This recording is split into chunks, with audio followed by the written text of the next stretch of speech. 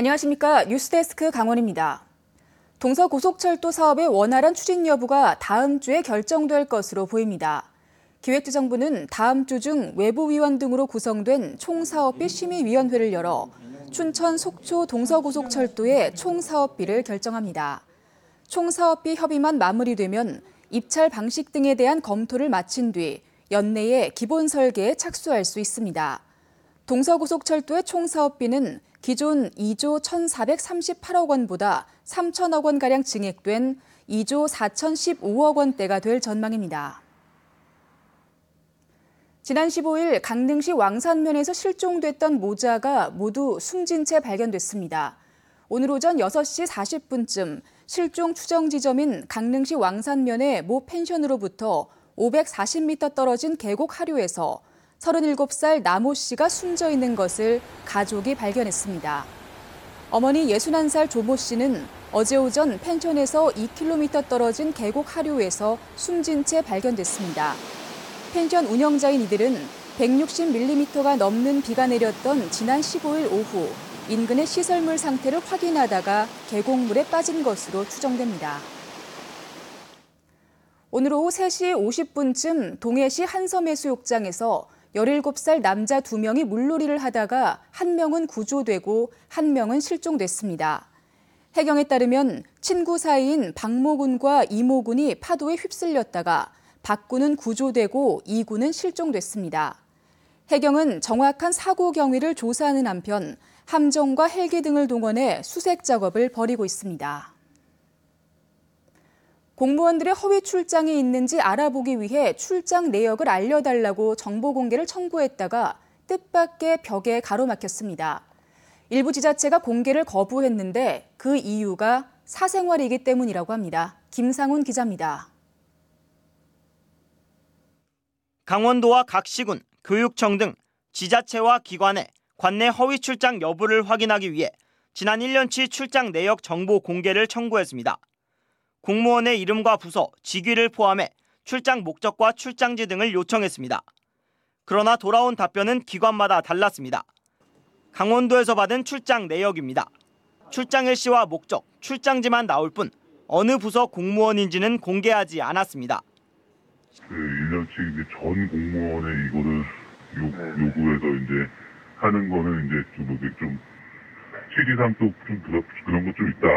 근데 또 안 드리긴 저희도 좀 그렇잖아요. 원주시와 평창군도 부서와 이름을 비공개했고 동해시는 개인 사생활 침해라는 이유로 이름은 물론 출장지까지 비공개했습니다.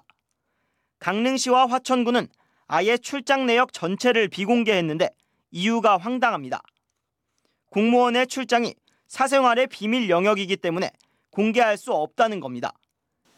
이유를 물어보니 자료를 정리하려면 시간이 오래 걸린다는 게 사실상 비공개의 이유였습니다. 그때 당시는 시간도 많이 걸리고 좀 곤란하다고 판단이 됐던 거죠. 하지만 강원도 교육청과 태백시, 양구군, 양양군에서는 모든 공무원의 이름을 포함한 출장 내역을 투명하게 공개했습니다. 정보공개법에 따르면 성명이나 주민등록번호처럼 개인에 관한 사항은 비공개 대상에 속하지만 직무를 수행한 공무원의 성명과 직위는 예외에 해당합니다. 따라서 지자체의 출장 내역 비공개는 정보공개법 위반인 셈입니다. 네, 공무원들의 출장 내역은 정보공개법상 직무를 수행한 공무원들의 직위나 성명을 포함해서 공개하는 것이 원칙입니다. 특히 출장비 등은 시민의 세금으로 운영되는 것인 만큼 행정의 투명성을 담보하기 위해서 공개하는 것이 타당합니다. 일부 지자체가 정보 공개를 하지 않으면서 도민의 열쇠인 출장비가 제대로 쓰이고 있는지 확인조차 할 수 없게 알 권리를 원천 봉쇄하고 있습니다. MBC 뉴스 김상훈입니다. 지난 4월 동해안에서 난 산불로 서울 여의도 면적의 10배 가까운 산림이 폐허가 됐습니다. 신속한 산림 복구가 필요하지만 개인 소유의 산림이 많아 벌채조차 쉽지 않은 상황입니다. 조규환 기자가 보도합니다. 지난 4월 화마가 휩쓸고 간 강릉시 옥계면 천남리 야산입니다.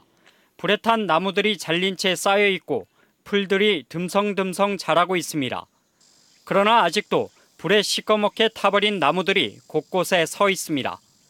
이렇다 보니 마을 경관도 해치고 재해 우려까지 있어 주민들은 걱정합니다. 비가 많이 오면은 혹시 또 산사태 날 우려가 있죠. 빨리 해놓고 빨리 어떻게 나무를 심어야 되는데. 이 같은 개인 소유의 산에서 불에 탄 나무를 자르려면 소유자의 동의가 필요한데 아직도 절반 가까이는 동의를 얻지 못했습니다. 산림 소유자는 지자체에 벌채를 요청하거나 목재상에게 팔아 벌채하겠다고 신고하면 됩니다. 하지만 산불이 난 지 넉 달이 넘도록 이런 절차를 밟은 사유림은 절반 남짓입니다. 전체 산불 피해 산림 2,800여 헥타르 가운데 2,100헥타르가 개인 소유인데 지금까지 1,100여 헥타르만 절차를 밟은 겁니다. 소유자들이 보상 협의를 염려해 벌채를 미루거나 다른 지역에 거주하기 때문인 것으로 보이는데 지자체들은 답답합니다. 개인 사유지다 보니까 동의가 없이는 저희들이 벌채하기가 사실 좀 곤란한 입장입니다. 저희들이 최대한 동의를 받을 수 있도록 시에서 적극적으로. 산림 소유자 동의가 없어 벌채가 늦어지면 조림 등 산림 복구도 지연될 수밖에 없어 고민이 깊어지고 있습니다. MBC 뉴스 조규환입니다. 춘천 출신 조각가 김운선 작가와 부인 김석영 작가가 공동 제작한 평화의 소녀상의 춘천 전시회가 추진됩니다. 김 작가의 평화의 소녀상은 지난 1일 일본 최대 규모 국제예술제 아이치 트리엔날레 2019에 출품됐지만 한일 관계 악화에 따라 일본 정부 인사의 압력과 극우단체의 협박으로 전시가 중단됐습니다. 춘천시는 김 작가와 협의해 춘천 전시회의 구체적인 일정과 장소를 결정할 계획입니다. 원주시가 노후주택이 밀집한 봉산동 일원의 재해위험 정비 사업을 본격 추진합니다. 원주시는 2015년 129억 원으로 사업을 시작한 뒤 보상비가 부족해 어려움을 겪었지만 이번에 국비 등 35억 원의 예산을 추가로 확보해 안정적인 사업 추진이 가능해졌다고 밝혔습니다. 봉산 재해위험지구 정비는 지작물 104동과 토지 84필지 등에 대한 보상을 실시한 뒤 사면 정비를 통해 재해 요인을 제거하는 사업으로 내년 말까지 완료할 계획입니다.